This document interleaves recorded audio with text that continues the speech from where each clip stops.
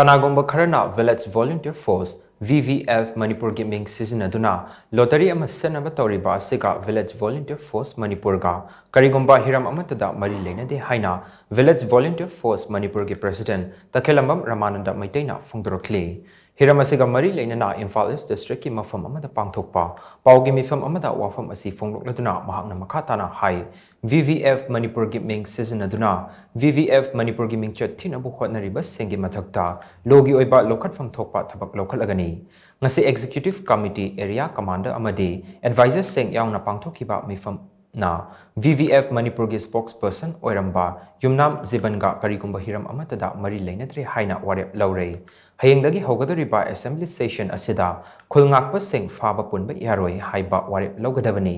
khulngakpa seng makhatana central amadi state force na faba punba tauragadi aikhoi khulngakpa tokcharage aikhoi gi mahuta state force oina thambiro haiba memorandum amasu manipur lengakta pisilagani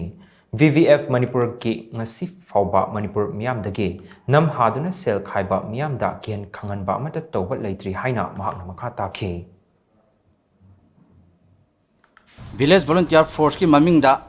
koi Village Volunteer Force na di tawjadaba lottery ama Village Volunteer Force ki maming Sijinaduna miyoi kharana lottery ama tawnaba honare haibase koi paw ama phangjabadagi ngasi gi mifam asi pangthokjabani masi koi Village Volunteer Force ki maikei dagi hariba lottery asi sinba leite aduna miyam na su masi thajabigino amadi